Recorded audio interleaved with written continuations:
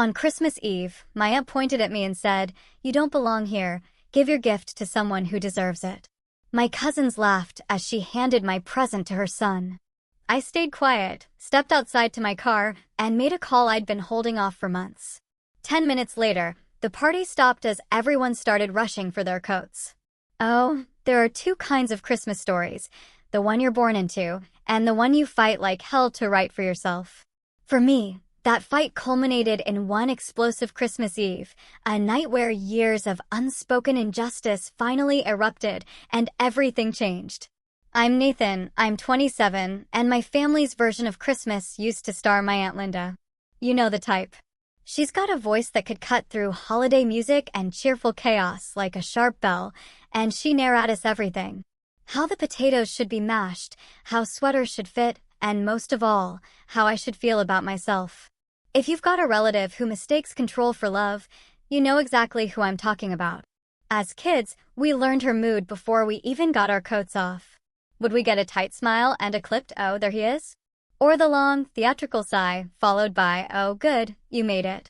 The joke in our family was that sigh was our Christmas wreath, reliable, evergreen, and, honestly, a little depressing if you thought about it too long. This year, my mom called me, her voice soft, rehearsed. She just asked me to be kind, just for the night. I think she wanted Christmas Eve to feel intact, the way it did when Grandma was alive. Grandma had a way of making space open up around people. She could put a hand on Linda's shoulder, and Linda's voice would just lower. But after Grandma passed last spring, the air felt different. Thinner. Like the ceiling got higher, but all the warmth had drained out. Everyone else looked for her in old ornaments and familiar recipes. Me? I found her in legal folders and crisp clauses. Because she'd made me the executive of her trust. It was a job I almost refused. The lawyer's office smelled like lemons and effort. The list of responsibilities pressed against my chest like a second spine. But I said yes. Why? Because Grandma asked me months earlier, on her porch. Bare feet against the boards, night bugs softly thumping against the screen. She squeezed my hand and said, "Nathan, you see people as they are, and you still look for what they could be." That's a trustee. That one line kept me steady through a summer storm of paperwork and whispered phone calls. It also taught me the difference between justice and victory. If you grew up in a family where one person collects the narrative, you learn to author in the margins. I mastered small escapes. A second walk around the block. An offer to take out trash that didn't even need taking out. Visits to Grandma's that always lasted one more cup of tea than I'd planned. Linda always preferred my cousins, especially her son, Tyler. Not because they were better people, but because they mirrored back her vision of what successful, grateful children looked like. Tyler always had the newest thing, and he wore his good fortune like a badge. He earned it, she'd say. Some of us believe in excellence. I remember her saying that once when we were teenagers, filming a mountain of presents for Tyler to send to her friends. The camera swung right past me, past the 2 books I'd asked for. She posted it anyway. Every holiday had its small humiliations. The year she made a speech about how respect is earned, then called on us to list one thing we appreciated about her. I said she made good cranberry relish. She frowned. She wanted, "You're the backbone of the family." Then there was the Christmas I put together a slideshow of family photos, including some from the hospital when Grandma was getting weaker. 10 seconds in, Linda interrupted. "No sad stuff tonight." She switched it to a loop of Tyler's college highlights. She laughed. "We need to keep the energy up." And my mom? She laughed too. Not because it was funny, but because it was safer. Somewhere in my early 20s, I just stopped offering things that mattered. Bring cookies. Bring extra chairs. Bring nothing fragile. When Grandma died, the fault lines in our family just widened. At the will reading, Linda sat there in a bright coat, like a warning light. She was absolutely, cosmically certain that Grandma's house would be hers, outright. Instead, the trust outlined a slower, more careful plan. The house would stay in the family trust until we, together, decided what to do. Any sale, any renovations, would require consensus from all beneficiaries. But there was another clause. One that surprised everyone but me. A small discretionary fund. To be used for community good in Grandma's name. Controlled by the trustee. Me. Linda's face didn't fall so much as sharpen. She squeezed the arm of her chair, smiled at the lawyer, and said, "Well, I'm sure we'll do what's sensible." Which, in Linda speak, means what I've already decided. On the sidewalk afterward, she leaned close, her perfume bright and cold. "You're too young for this, Nathan. Don't make a mess of your grandmother's legacy." I just nodded. Nodding is a language all its own. All summer and fall, I met with the lawyer. Walked through the house with an appraiser. And I started that tiny fund in Grandma's name. New coats for the kindergarten at her church. A repaired swing at the park where she pushed me when I was small. I didn't post about it. Didn't send an email. Didn't put it in the family group chat. My intention was quiet. And stubborn. Just like Grandma's. The only person who knew the details was my mom. She'd listen and cry because it reminded her of her mom in ways that both hurt and healed. "Your aunt is going to hate not being in charge," she whispered once. "I know," I said. "But that's grief too." Then December came. The week before Christmas Eve, my mom called. She asked, carefully, if I'd come to Linda's as usual. "Everyone's going," she added. "That's how our family invites you and warns you in one breath." I said yes. I'm not a martyr. I'm just tired of letting other people decide where the meaning of a holiday lives. And I had a plan.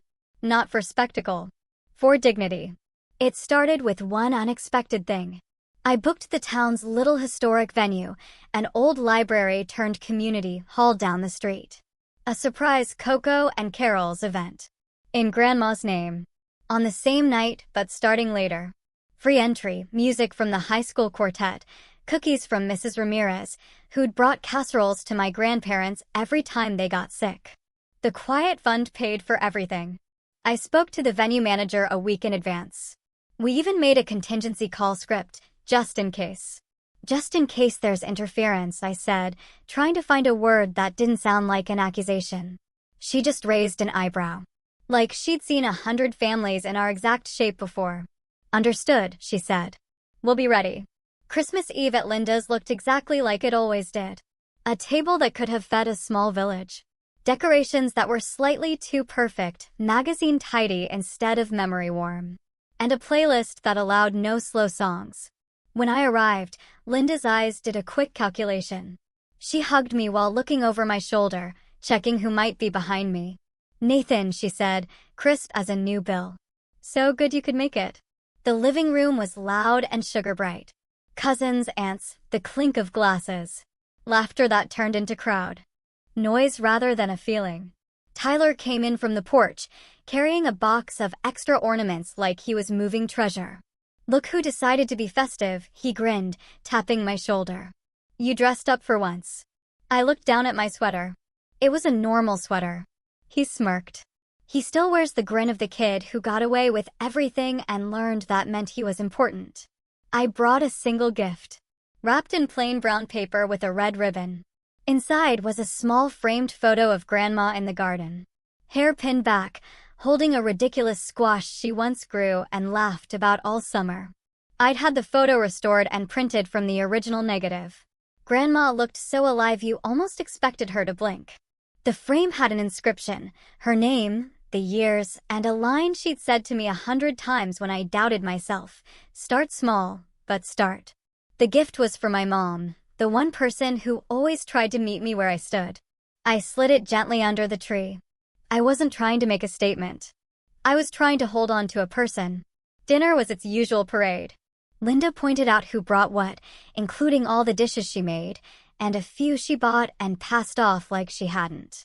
She asked Tyler about work and nodded loudly when he answered, so the nods felt like applause. When I spoke, she found a way to call it interesting, which, in Linda speak, is a velvet-lined box with nothing inside. She asked me how playing money manager was going, as if I'd taken up juggling. I said it was fine. She said, "No small disasters yet." And everyone laughed. Because it costs nothing to laugh when the joke's not on you. The living room drifted toward the tree afterward. We have a tradition, going one by one, youngest to oldest, with Linda narrating like an auctioneer.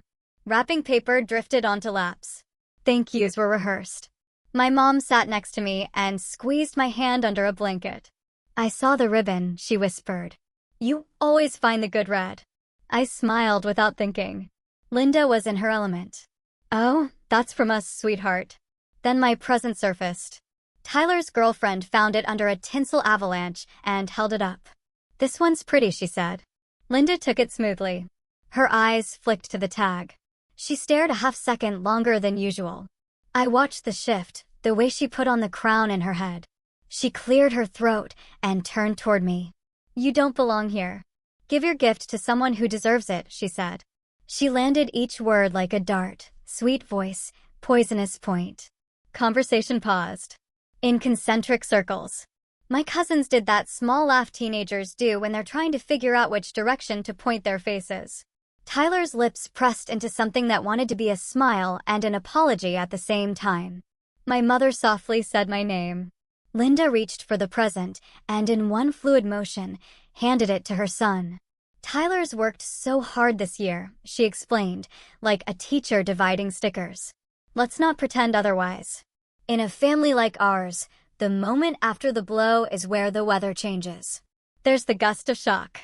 Then everyone steadies themselves according to the script.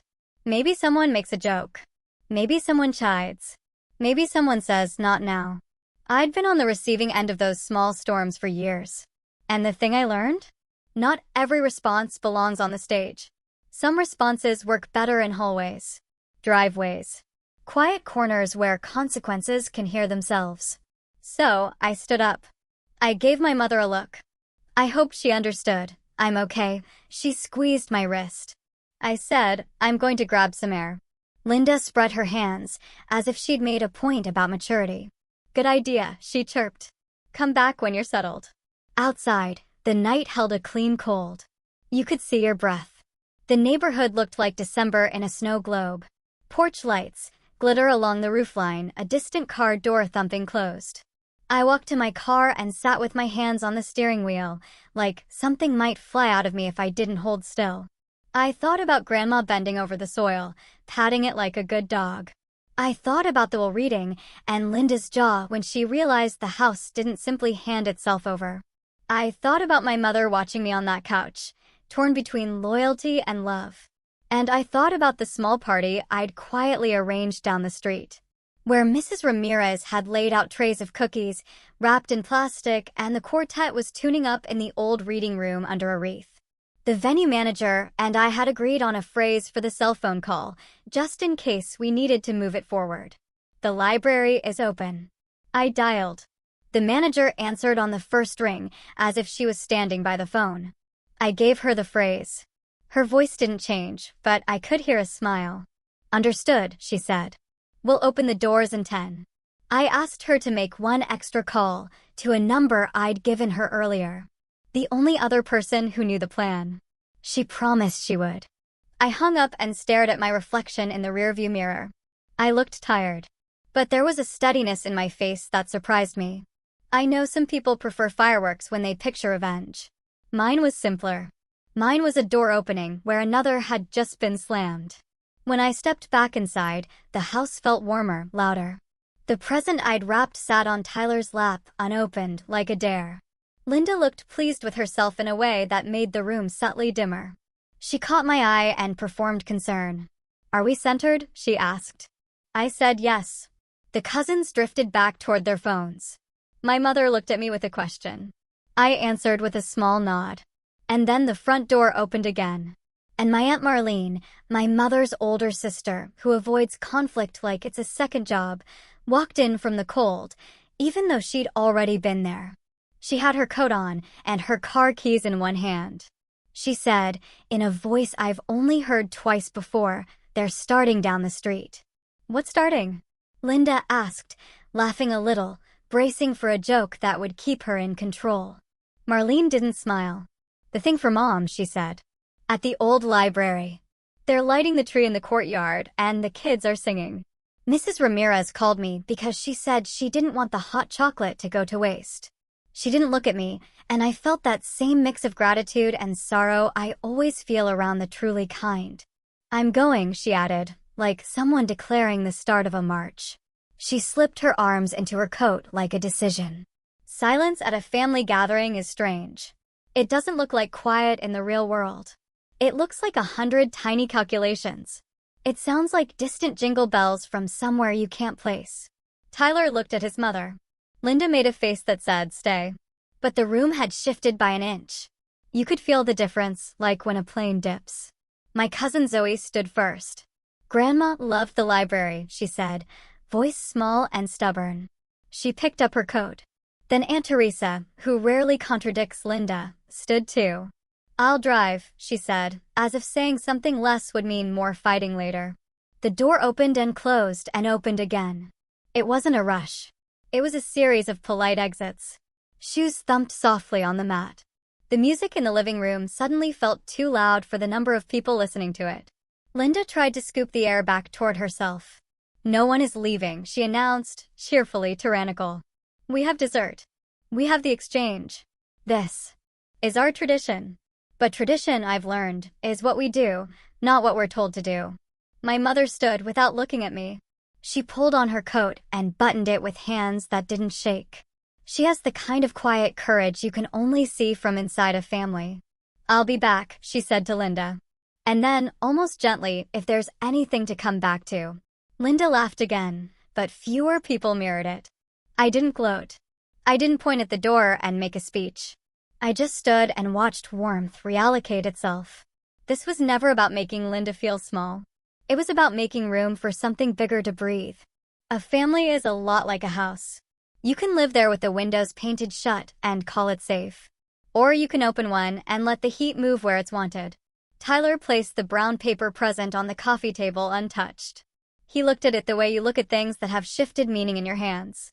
"We'll open this when you're calmer," Linda told me, as if she hadn't rewritten the tag herself. She seemed almost giddy, buoyed by the challenge of regaining control.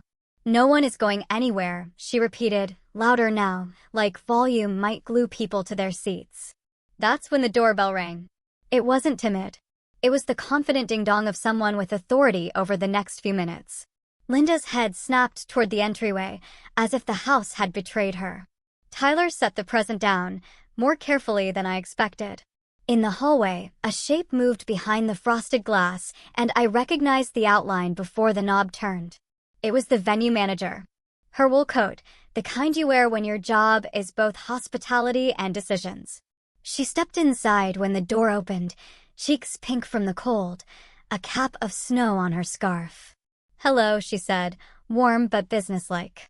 "I'm so sorry to interrupt. I'm from the community hall down the street. We're starting the event for Mrs. Hill."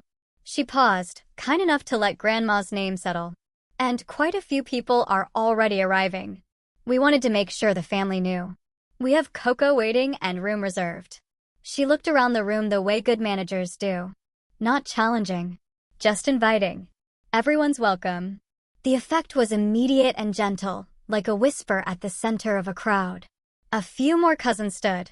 Two neighbors, who always drifted over to Linda's house on Christmas Eve because it felt safer than their own, murmured to each other and reached for their coats.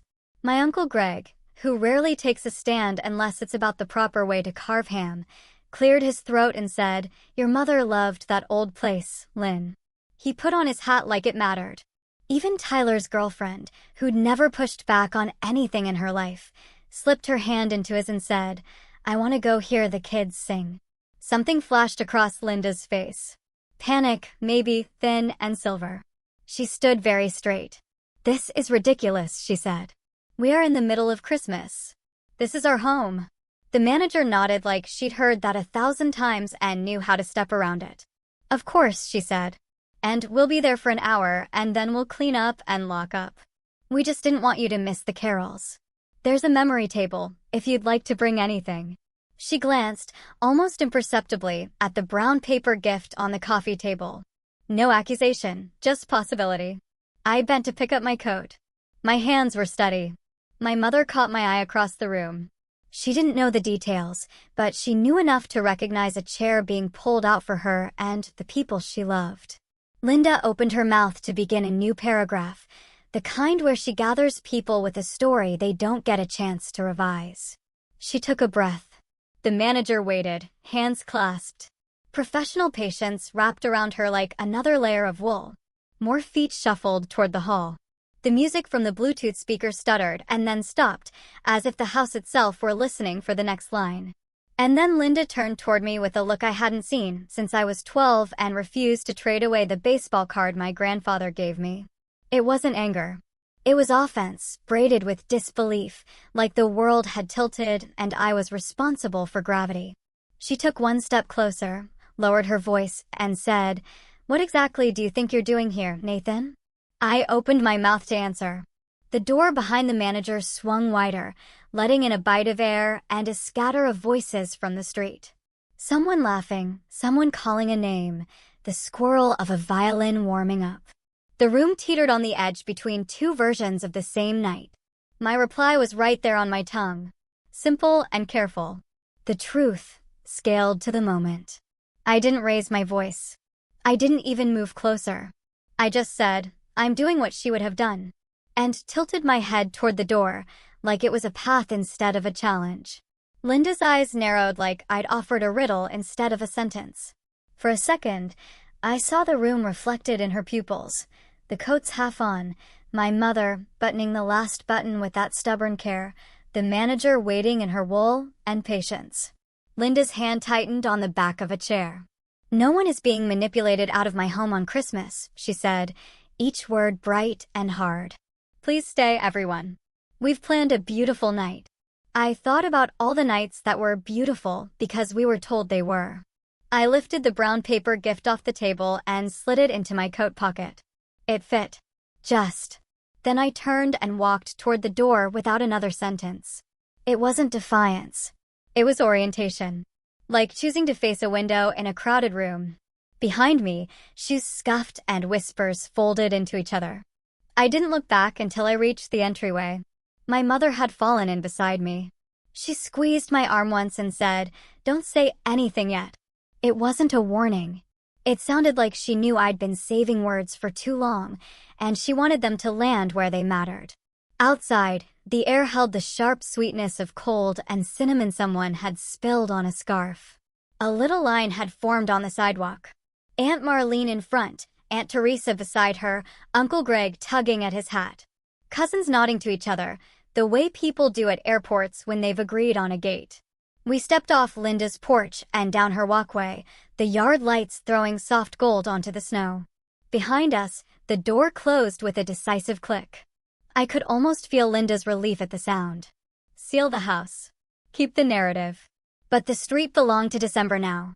A neighbor waved from her porch and called, "We're heading there, too. Save us seats." The manager led us like an usher, never in front, always just near enough to make sure no one got lost. The old library's entry lanterns wore wreaths. Through the glass, you could see garlands looped along the railings and the glow of a dozen lamps. Someone had hung a banner over the check-in table, in loving memory of Florence Hill, cocoa and carols for the neighborhood. When I'd chosen the font last week, I'd cried in the dark over my laptop because fonts shouldn't hurt. Now, seeing it printed, I felt a steadiness lift in my chest, like the inverse of panic.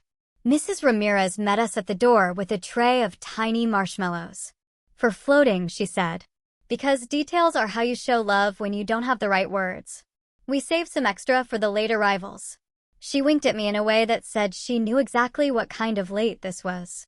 Inside, the quartet tuned in the corner, their cases half closed like sleeping animals. A group of kids in knit hats clustered near the memory table we'd set up under the big front window. I placed a guest book there, 2 pens, and a small sign, "Share a story, big or small." Someone had already left a photo of Grandma at a church potluck, balancing 3 plates in 2 hands, her eyes laughing.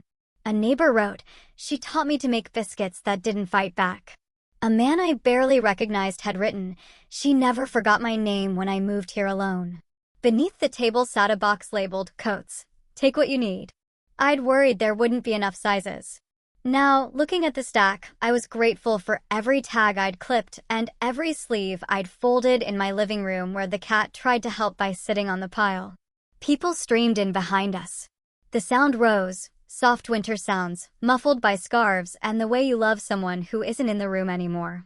My mother drifted to the memory table and laid her palm flat on the cloth, like checking if stories still kept heat. She picked up the guest book and smiled at a note. Aunt Teresa wiped her eyes with the corner of her sleeve and then, embarrassed, laughed about her mascara. I found the manager again and thanked her. "You did this," she said. "I'm just the person who unlocks the door." I handed her a folded note, final instructions for the donation jars in the back, the stipend for the quartet. She didn't unfold it. Just tucked it into her pocket and said, "I'll make sure it all goes where you intended." At first, I thought I'd imagined it. The sound of footsteps that are more posture than footfall. But then Linda's silhouette filled the doorway behind the last group of neighbors. She didn't shake the snow from her boots. She didn't lower her voice for the quiet of the hall. She stepped inside like a high school principal late to an assembly, the kind who expects the room to adjust to her presence. Tyler was a step behind, shoulders stiff, eyes on the floor. When Linda saw the banner, her mouth pulled tight. She was dressed for hosting, a red scarf, a brooch shaped like a snowflake large enough to be a confession. "We're leaving in 10 minutes, she announced to no one and everyone. She stood near the door, not joining the room so much as hovering at it. I didn't go to her. I didn't bring her into the center. I took my mother's hand and walked to the front where the quartet's music stands leaned at a slight angle. The players nodded at me. We'd rehearsed the order of songs the day before. I turned to the room. The quiet that gathered wasn't the hush of fear. It was that gentle bend of attention rooms give when grief is the guest of honor. "Thank you for coming," I said, voice careful. "My name is Nathan. I'm Florence's grandson." Around the edges of the hall, heads nodded in that "I remember you from the garden party" way. She loved this place.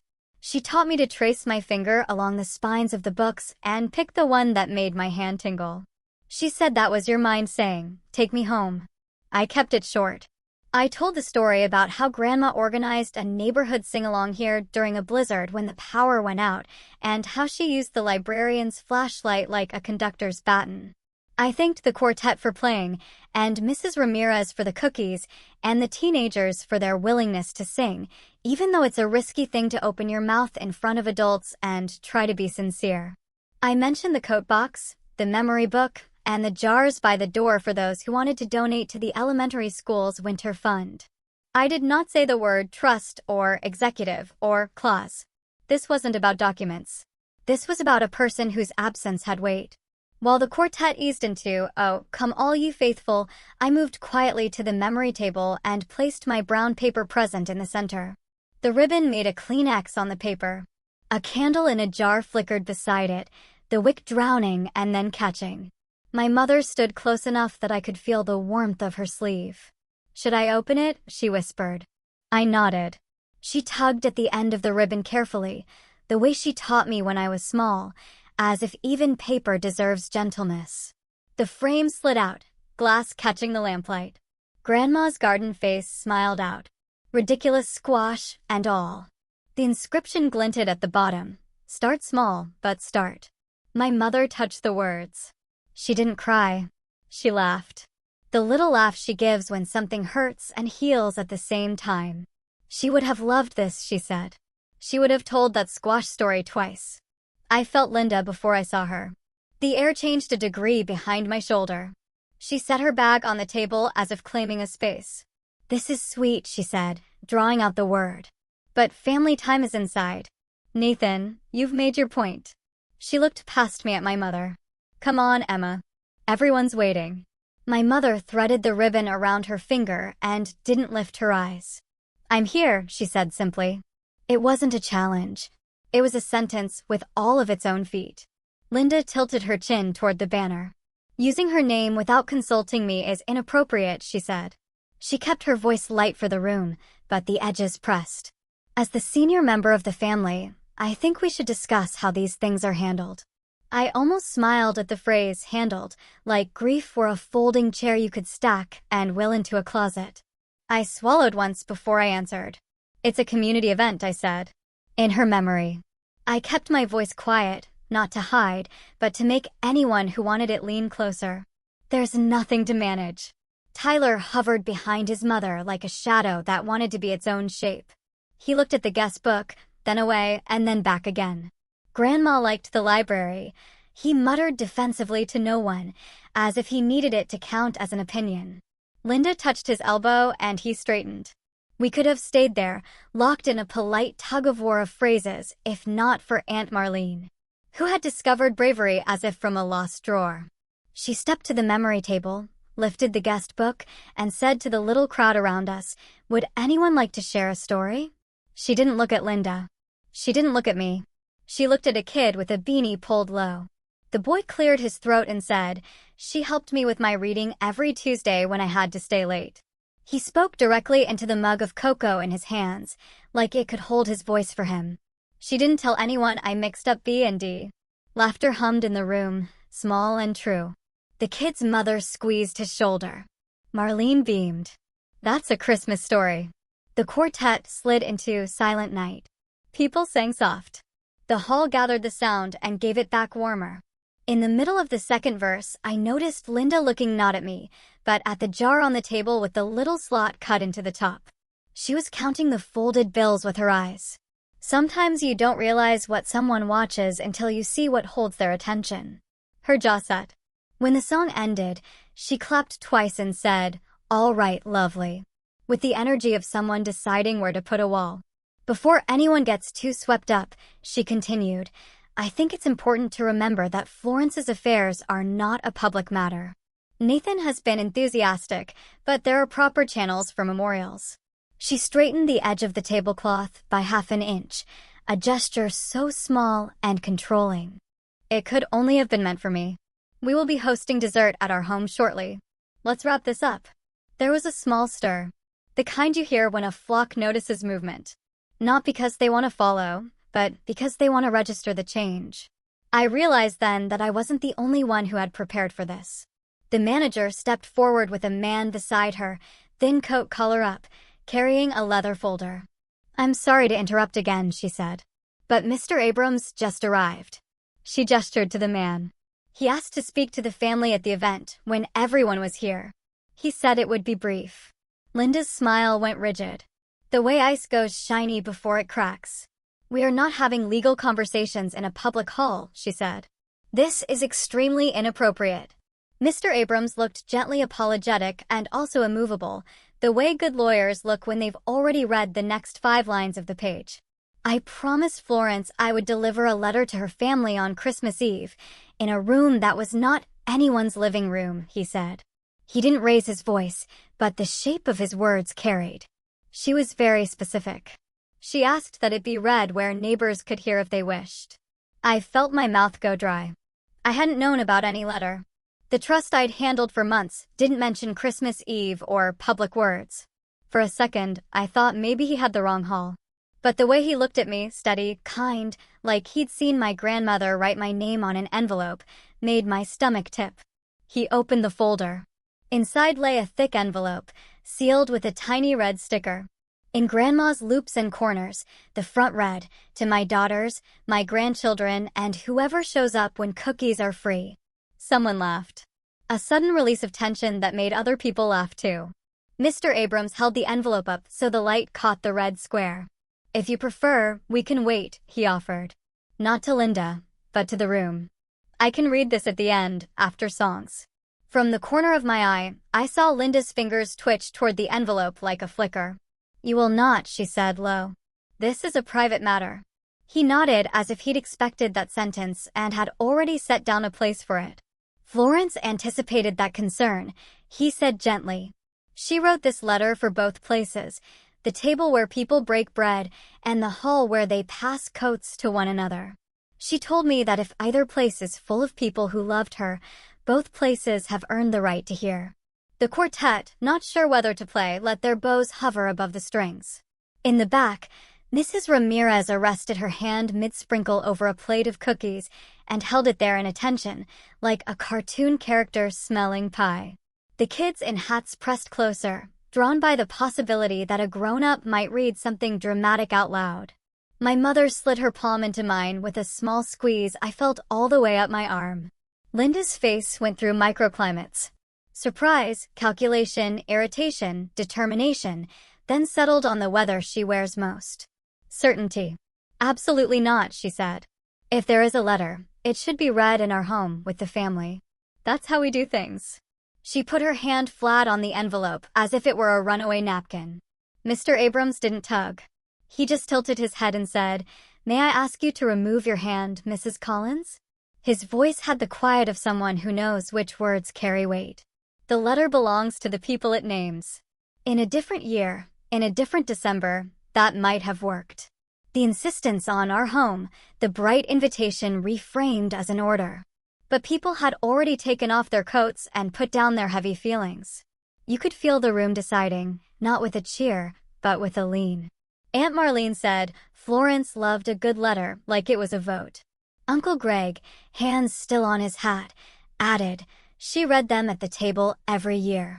Which was true. The thankful letters at Thanksgiving, the Christmas card from the neighbor deployed overseas.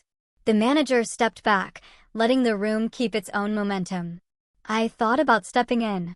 I thought about making a speech to grease the edges. Then I remembered the porch and the night bugs thumping the screen and my grandmother's hand over mine when she called me a trustee. Trust is a verb before it's a noun, she'd said once after a Sunday sermon about action. Not everything needs a defender. Sometimes you just need a witness.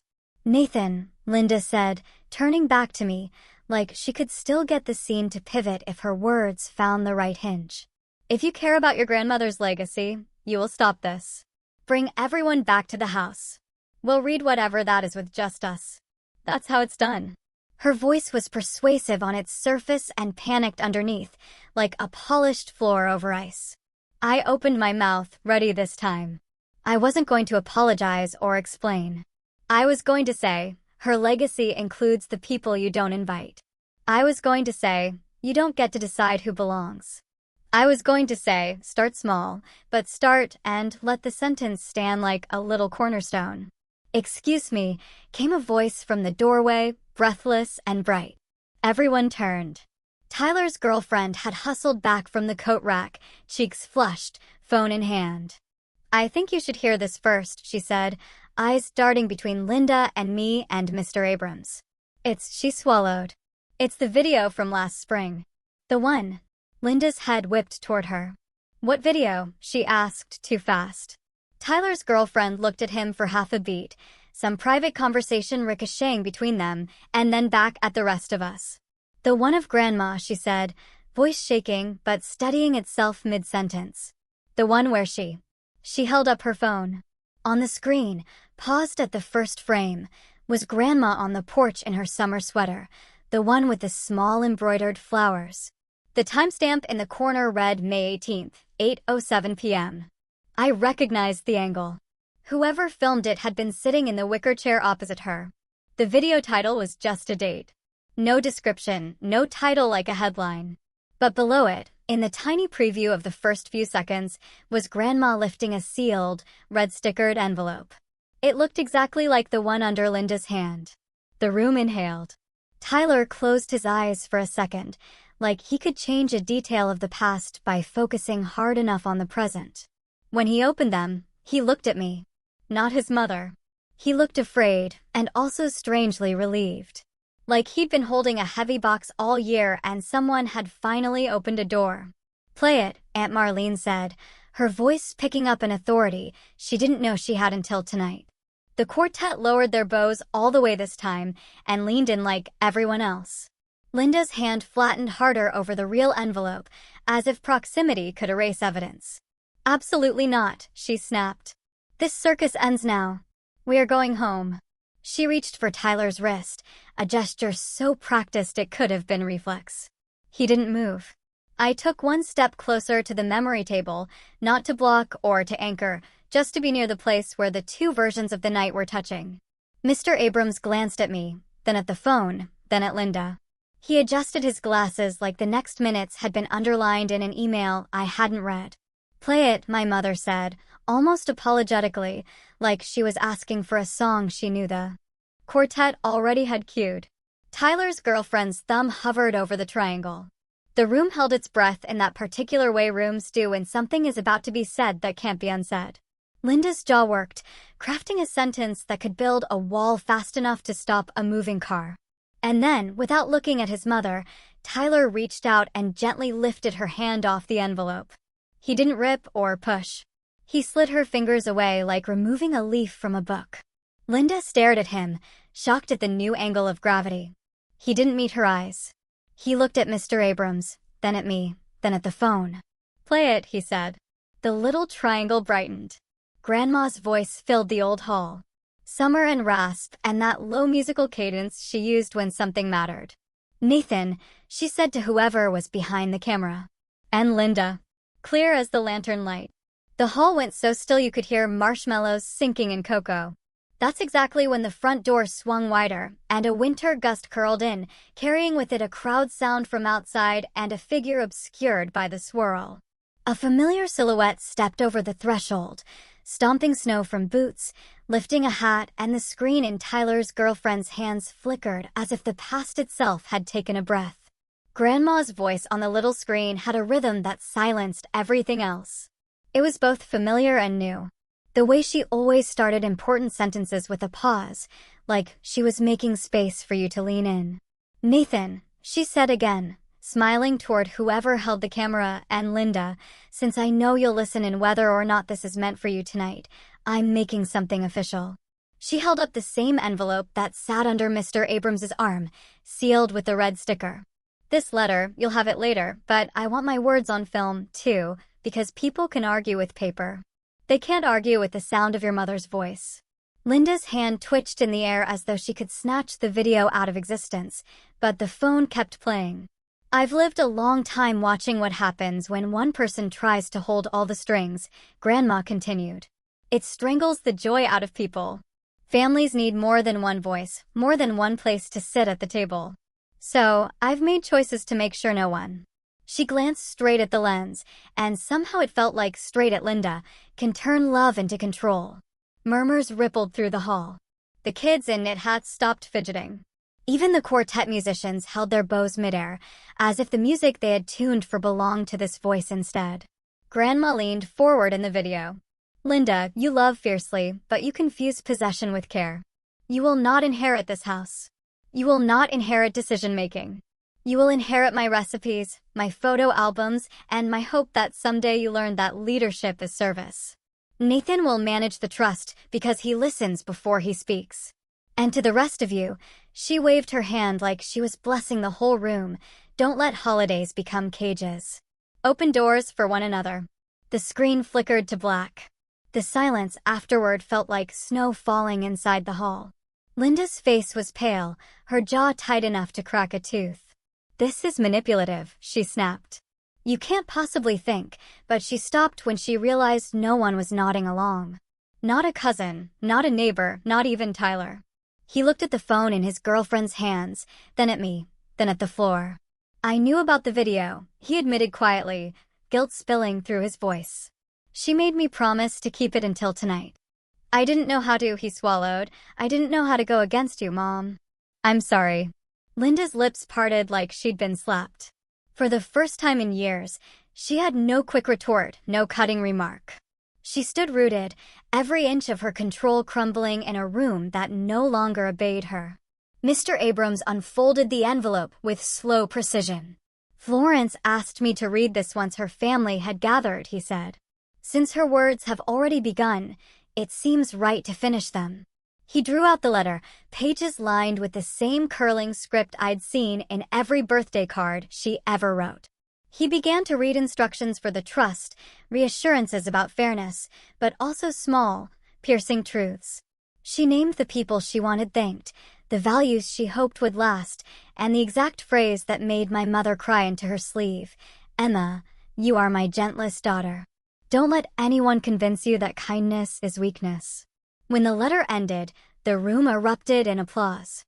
Not polite clapping, but the kind that comes when tension breaks and everyone decides together which side they're on. People rose to their feet. Some hugged, some laughed through tears. My mother leaned her head on my shoulder, whispering, she saw everything. Everything. Linda tried one last time. "This spectacle doesn't change tradition," she hissed, but her words fell flat, swallowed by the swell of carols as the quartet began again. This time, the music didn't wait for permission. The room sang along, voices shaky at first, then stronger, a chorus of people reclaiming what belonged to all of us. Linda gathered her bag, stiff with outrage, and stormed toward the door. Tyler lingered, torn. Finally, he shook his head and stayed behind, slipping his hand back into his girlfriend's.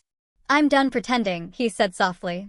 Linda left alone, boots crunching down the frozen steps, her shadow shrinking against the snow. I didn't follow her. I didn't gloat. I stood in the glow of the hall, watching neighbors and relatives line up to sign the memory book, drop coins and bills into the jars, and share stories about Grandma that stitched warmth back into the cold December night. My little gift, the framed photo, sat on the table where everyone could see it. People pointed at the ridiculous squash in Grandma's arms and laughed. And in that laughter, she was alive again. As the night wound down, I stepped outside. Snow had started to fall in steady flakes, softening the edges of the world. My mother joined me, her breath making little clouds in the air. She slipped her arm through mine. "You did it," she said. "You gave us back Christmas." "No," I answered, watching the hall glow behind us. "She did. I just opened the door."